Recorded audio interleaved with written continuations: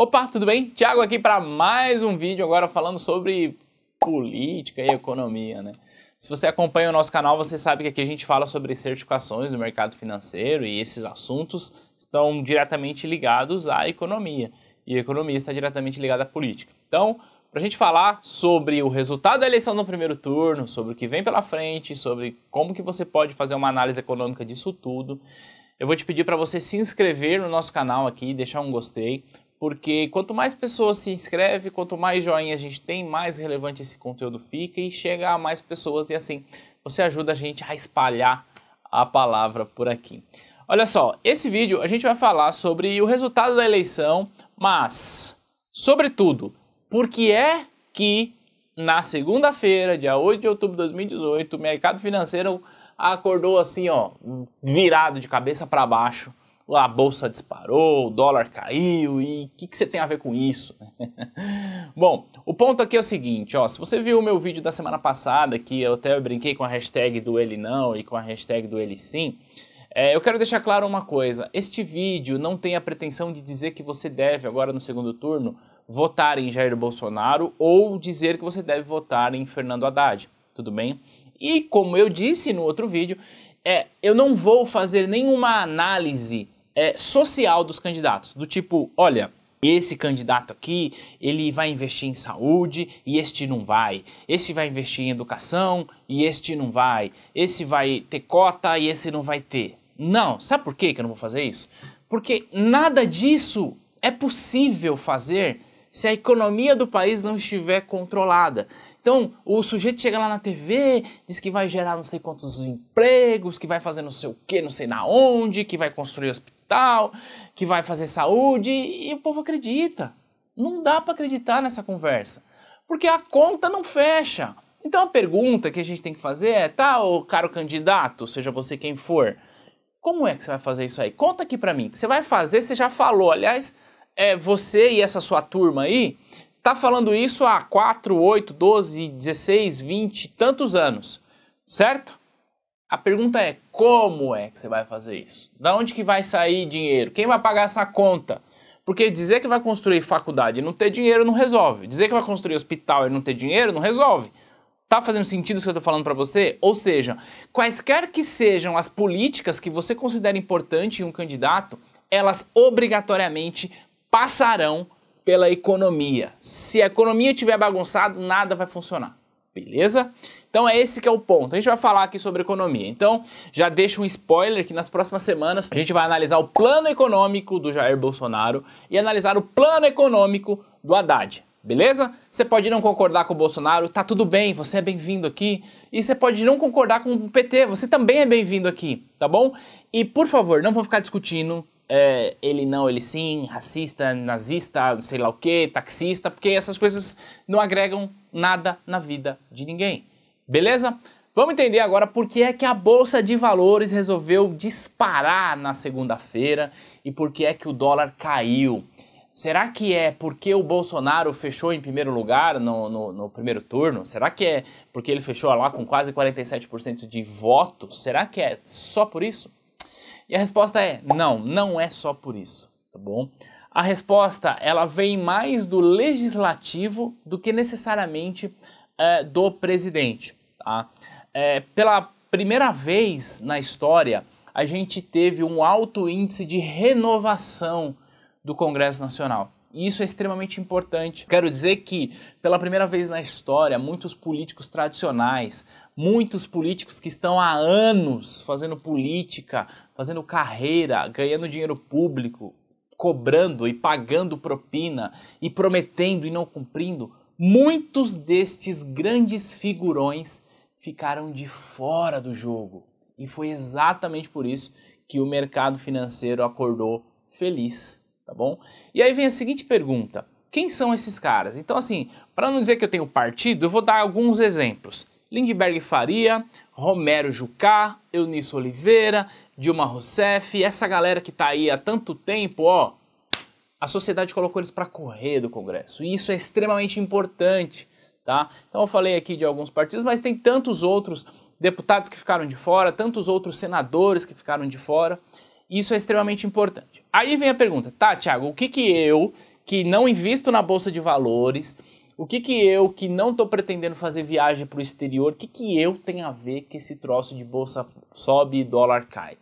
Porque eu sou uma pessoa socialmente responsável. Eu me preocupo com os mais pobres. E os mais pobres estão cagando para a bolsa de valores. Eles não vão viajar, eles precisam comer. Então não importa a variação do dólar. Importa sim, criatura de Deus. E eu vou te explicar isso. Olha só, a classe média brasileira, e quando eu tô falando aqui classe média, eu tô falando de eu e você, tá? Porque se você tá aqui me assistindo, você tem um celular, ou você tem um computador, ou você tem conexão à internet. Essa classe média, ela é a que menos é impactada com esse tipo de variação, tá? A classe alta, muito menos. Quem é mais impactado com esse tipo de variação é a classe baixa. E quando eu tô falando de classe baixa, eu tô falando de uma galera que não me assiste aqui. Eu não sei se você sabe ou não, mas 49% das pessoas no Brasil não tem saneamento básico. Sabe o que é isso? Elas não podem ir no banheiro e apertar o botão de descarga, porque não tem. Tá vendo o tamanho do buraco que a gente tá? Então, quando a gente começa a olhar para os problemas sociais e fazer relações com o mercado, a gente pode enxergar no mercado financeiro não a solução, mas o caminho para ajudar essa galera. Deixa eu te explicar como. Olha só, toda vez que o dólar sobe muito, igual o dólar chegou a ficar acima dos R$4, tá, recentemente, o que acontece? Parte dos nossos insumos, vou dar aqui um exemplo de saúde, parte dos nossos insumos na área da saúde são importados. Consequentemente, esses insumos ficam mais caros e, portanto, o remédio fica mais caro. Portanto, levar saúde para o SUS fica mais caro. Então essa pessoa que depende do SUS, ela está dependendo de um serviço mais caro. Só que a nossa economia já está quebrada. Portanto, quanto mais o dólar sobe, mais a vida dessa pessoa fica difícil. Ah, agora eu entendi! A classe média, aquela classe que quer viajar, que quer ir para a Disney, sabe o que essa galera faz? Ela pouco se importa, ela fala, o dólar estava 3,50, agora está 4, eu vou fazer um aperto aqui, eu vou. Beleza? Ou seja, ela é afetada, mas numa proporção muito menor. Quem é mais afetado com a alta do dólar são os mais pobres. Aquelas pessoas que hoje sequer têm condição de ir até o bairro do lado, quanto mais ir para o exterior. É essa pessoa que sofre. Tá? Então, a queda do dólar é extremamente importante para uma economia andar e poder promover dignidade às pessoas. E quando a gente está falando de alta da bolsa, vai falar, Thiago, mas eu não invisto na bolsa, o que eu tenho a ver com isso? Olha só, quanto maior for a capacidade de captação de recursos da nossa bolsa de valores, em outras palavras, quanto maior for a capacidade que as empresas têm de captar recurso, e aí você vai falar assim, mas isso aí é negociado no mercado secundário, é fruto de especulação, blá blá blá, blá blá blá. Mas quanto maior for a capacidade de injeção de grana no mercado interno, mais vai valorizar a bolsa e mais é a capacidade que essas empresas têm de captar recursos. E quando essas empresas captam recurso, elas vão fazer, entre outras coisas, investir. E investir, sabe o que significa? Significa gerar emprego, significa gerar renda e significa pagar mais imposto. Então, quando uma grande empresa que está na bolsa de valores, ela começa a crescer em função da sua capacidade de captar recurso, ela vai gerar emprego direto, ela vai gerar imposto direto e ela vai gerar renda direta. Fora que, ao redor desse ecossistema, existem tantas outras micros e pequenas empresas que existem para servir o grande. É o exemplo de um pequeno restaurante que abre ali perto de uma grande empresa, é exemplo de uma pequena empresa de informática que abre para prestar serviço para essa empresa. Então o que eu quero dizer para você é o seguinte, que quando a gente tem indicadores econômicos favoráveis, como a gente teve na última segunda-feira, em outras palavras, o dólar caindo e a bolsa de valores subindo, isso é bom para toda a economia e principalmente aos mais pobres. E se você não decidiu o teu voto ainda, está em dúvida, vamos conversar sobre os planos econômicos dos seus respectivos candidatos, tá bom?